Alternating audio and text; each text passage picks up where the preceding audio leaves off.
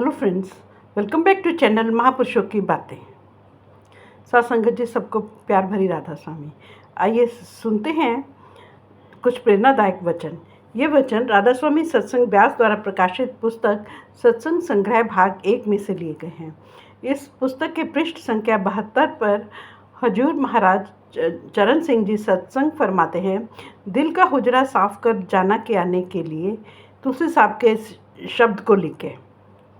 आप फरमाते हैं, ये तुलसी साहिब की बानी है। तुलसी साहिब उत्तर प्रदेश में एक बड़े प्रसिद्ध महात्मा हुए हैं। आपने जो कुछ कहा है बड़ी दिलेरी और निडरता के साथ कहा है। आपका संबंध पूना और सितारा के राज परिवार के साथ था। छोटी उम्र से ही मालिक की भक्ति की ओर आपका बहुत झुकाव था। आपके पिता भी मालिक के भक्त थे। उनका विचार था कि पुत्र को राज्य का काम सौंप कर कहीं एकांत में बैठकर मालिक की भक्ति की जाए। लेकिन जब आपको तुलसी साहब को पता चला तो आप छोटी उम्र में ही पिता से छिपकर घर से निकल भागे और उत्तर प्रदेश में आ गए। यहाँ पर आपने हाथरस को अपना निवास स्थान बनाया और दक्कनी बाबा के नाम से प्रसिद्ध हुए। श्री हजूर स्वामी जी महाराज को भी आपकी संगति करने का अवसर मिला। यह शब्द आपने शेख तकी को समझाने के लिए फरमाया है। शेख तकी एक मुसलमान फ़कीर था जो काबा का हज करके वापस आ रहा था। उसका सौभाग्य कि उसने आपके निवास स्थान के सामने ही अपना खेमा लगा लिया। अतएव आपने बहुत से शब्द शेख तकी को समझाने के लिए फरमाए।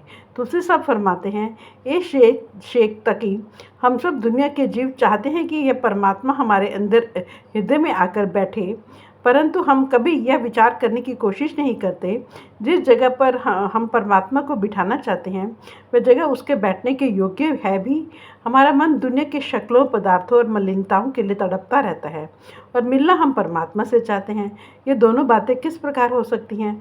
अगर हमें उस परमात्मा से मिलना है तो हमें अपने अंदर उससे मिलने का सच्चा इश्क, सच्चा प्रेम पैदा करना चाहिए। हमारी आत्मा उस परमात्मा का अंश है। हम उस सतनाम रूपी समुद्र की बूंद हैं, परंतु मालिक से बिछुड़कर इस माया के जाल में फंसे हुए हैं और अपने कर्मों के अनुसार दुख भोग रहे हैं। हम इस 84 के जेल खाने में फंसे हुए हैं। जब तक हमारी आत्मा वापस जाकर उस परमात्मा से नहीं मिलती, उसका देह के बंधनों से 84 लाख योनियों से कभी भी किसी हालत में भी छुटकारा नहीं हो सकता। हमारी आत्मा का उस परमात्मा के साथ इश्क का रिश्ता है, प्रेम और प्यार का रिश्ता है, विरह और तड़प का रिश्ता है। जब तक हमारे अंदर मालिक से मिलने का सच्चा इश्क, सच्चा प्रेम और प्यार नहीं है, तब तक हम उसकी भक्ति किस प्रकार कर सकते हैं, उसके साथ मिलाप किस प्रकार कर सकते हैं? जब तक हमारा मन किसी चीज़ की कमी महसूस नहीं करता, तब तक उसे प्राप्त करने के लिए कुर्बानियाँ देने के लिए कैसे तैयार हो सकता है? हमारा हृदय तो दुनिया की शक्लों और पदार्थों के लिए तड़पता और भटकता है और मिलना चाहते हैं हम उस मालिक से। ये दोनों बातें कैसे हो सकती हैं? इसलिए ए शेख तकी, अगर तू परमात्मा से मिलना चाहता है तो सबसे पहले अपना हृदय शुद्ध कर, अपना अंतःकरण निर्मल कर, अपने अंदर मालिक से मिलने का सच्चा इश्क पैदा कर, सच्चा प्रेम और सच्चा प्यार पैदा कर। तुलसी साहब कहते हैं, ध्यान गैरों का उठा उसके बिठाने के लिए।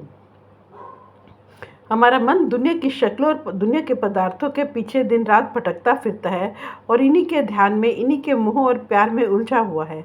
हमारा मन कभी भी निश्चल नहीं बैठता, किसी न किसी चीज़ की सोच विचार या ध्यान में फंसा ही रहता है। यहाँ सत्संग में बैठे हुए भी कभी बाल बच्चों का, कभी घर के कारोबार का, तो कभी कौमों, मजहबों और मुल्कों के झगड़ों का ख्याल आता है। जिन जिन चीज़ों का हम दिन रात सुमिरन करते हैं उनकी शक्लें भी हमारी आंखों के सामने फिरना शुरू कर देती हैं। उन शक्लों और पदार्थों के साथ हमारे मन का इतना गहरा संबंध और लगाव हो जाता है कि मृत्यु के समय ये शक्लें हमारी आंखों के सामने सिनेमा के दृश्य की तरह घूमने लगती हैं और फिर जहाँ आसा तहाँ बासा, जहाँ हमारा आखिरी वक्त ख्याल होता है, हम दुनिया के जीव उसी रौ में बह जाते हैं। अतएव ये संसारिक पदार्थों का सुमिरन है जो उसका ध्यान और उनका मोह और लगाव है जो हम सबको बार बार इस 84 के जेल खाने में खींच कर लाता है।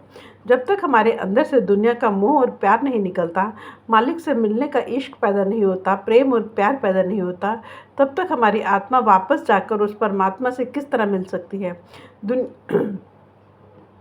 दुनिया की नाशवान और फना चीज़ों का सुमिरन करके, इनका ध्यान करके हम दुनिया की शक्लों और पदार्थों के प्यार और मोह में उलझे बैठे हैं। महात्मा समझाते हैं, पानी की मारी हुई खेती पानी से ही हरी होती है। सुमिरन को सुमिरन काटता है, ध्यान को ध्यान काटता है। हमें किसका सुमिरन और किसका ध्यान करना है? उसका जो कभी नष्ट नहीं होता, कभी फना नहीं होता। वह कौन है?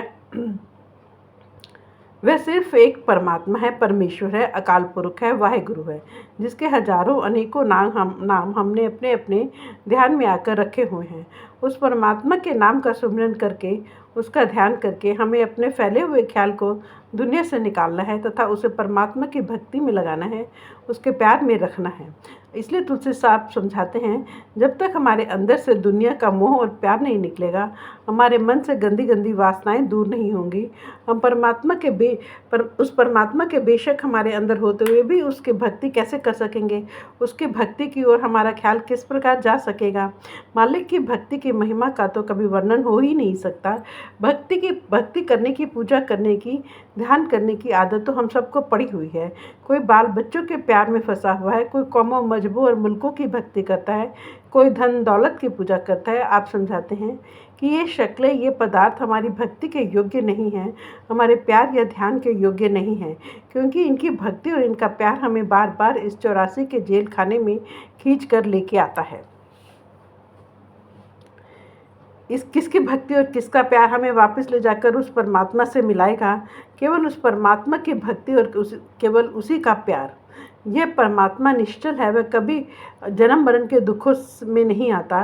जो भाग्यशाली लोग उस परमात्मा का ध्यान करते हैं, उसकी भक्ति करते हैं, उसके साथ प्यार करते हैं, वे भी निश्चल हो जाते हैं, उनका भी जन्म मरण के दुखों से छुटकारा हो जाता है। हमें उस परमात्मा से क्यों मिलाप करना है? क्योंकि हमारी आत्मा उस परमात्मा का अंश है।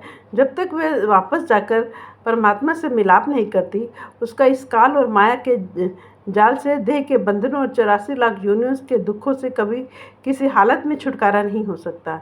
परमात्मा से बिछुड़कर इस 84 के जेल खाने में फंसकर हम दिन रात दुख और तकलीफ़ें उठा रहे हैं। उस मालिक की भक्ति करके, उससे मिलाप करके हम इस देह के बंधनों तथा 84 के दुखों से सदा के लिए छुटकारा प्राप्त कर सकते हैं। हमारी आत्मा स्त्री है, वह परमात्मा इसका पति है।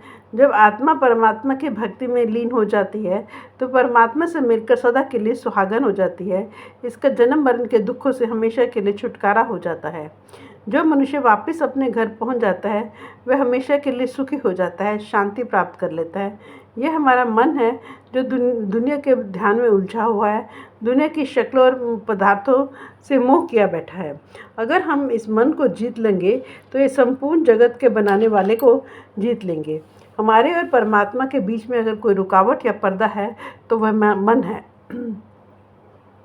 हमें उसे इस दुनिया की ओर से हटाकर परमात्मा की भक्ति में लगाना चाहिए। तुलसी साहब इसलिए समझाते हैं, दिल का हुजरा साफ कर जाना के आने के लिए। जिस हृदय में परमात्मा को बिठाना चाहते हो, वह तो दुनिया की मलिनताओं से भरा हुआ है। इस हृदय को शुद्ध करो, निर्मल करो।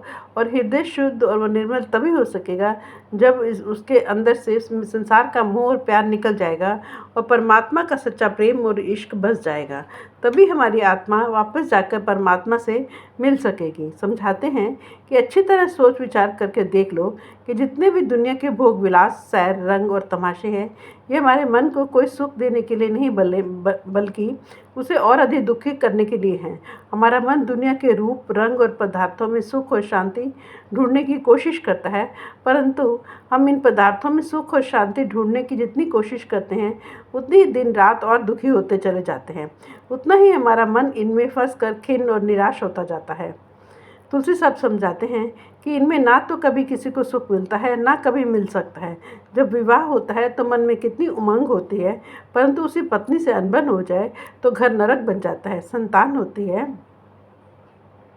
कितनी खुशी मनाते हैं, मित्रों संबंधियों को इकट्ठा करते हैं, दावतें देते हैं, परंतु अगर वह अयोग्य निकल जाती है, कहने में नहीं रहती या मालिक की मौज उसे वापस बुला लेता है, तो वही संतान हमारे लिए दुख का कारण बन जाती है। इसी प्रकार खाने पीने और भोग विलास के पदार्थों की ओर हमारा ख्याल जाता है, लेकिन जब हम उनका हिसाब देना पड़ता है और देह पर बीमारियां आती हैं, तब पता चलता है कि वे सुख के साधन हैं या दुख के।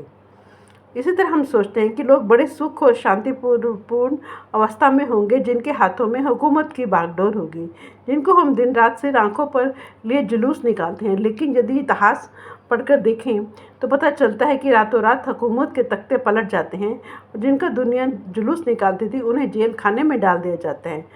फांसी के तख्तों पर लटका दिया जाता है, गोलियों का शिकार बना दिया जाता है। जिस मान बढ़ाई को हम सुख का कारण समझे बैठे थे, वही मान बढ़ाई हमारे लिए दुख का कारण बन जाती है। फिर विचार आता है कि शायद धन दौलत में सुख और शांति मिलती होगी, परंतु अच्छी तरह विचार करके देखें, उसे कमाने के लिए हमें कितने कष्ट उठाने पड़ते हैं, कितनी कीमती उसूलों का कुर्बान करना पड़ता है और किस प्रकार स्वास्थ्य का नाश करना पड़ता है, और फिर उसको संभालने में कौन सा सुख मिलता है।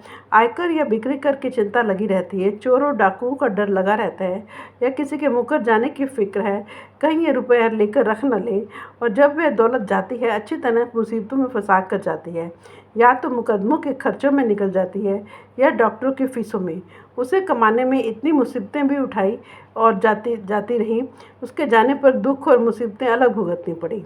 फिर तुलसी साहब उसे हमें समझाते हैं, इस दुनिया की सैर रंग व तमाशों को देख कर ना भूलो, इनमें कभी किसी को सुख नहीं मिला, इनमें कभी किसी को शांति प्राप्त नहीं की।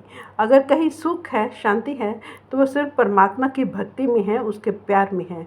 मैंने कई बार उदाहरण दी है कि एक बच्चा अपने पिता की उंगली पकड़कर प्रदर्शनी में जाता है।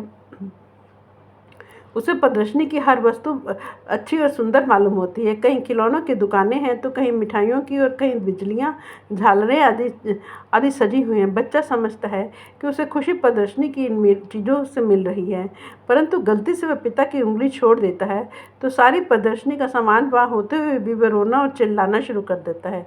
तब उसे पता चलता है कि खुशी उसे तब तक ही मिल रही थी जब तक उसने अपने पिता की उंगली पकड़ी हुई थी। हमारा पिता कौन है? वह परमात्मा है, अकाल पुरख है, वाहेगुरु है। जब तक हमारा ख्याल हमारे लिए उसकी भक्ति और प्यार में है, हमें मित्रों, संबंधियों और संसार के पदार्थों में 4 दिन सुख और शांति के मिलते हैं। परंतु जब हम परमात्मा को भुला देते हैं तो ये सब भी हमारे लिए यम के समान हो जाते हैं। इनमें भी हमें दुख और मुसीबतें मिलने लगती हैं। इसलिए तुलसी साहब हमें चेतावनी देते हैं कि संसार और उसके पदार्थों में हद तक न कभी किसी को सुख और शांति मिली है, न मिल सकती है। सच्चा सुख और सच्ची शांति केवल परमात्मा की भक्ति और प्यार में है। फ्रेंड्स, अपनी इस वीडियो को आज हम यहीं समाप्त करते हैं। अगले वीडियो में आगे बढ़ेंगे। Thank you.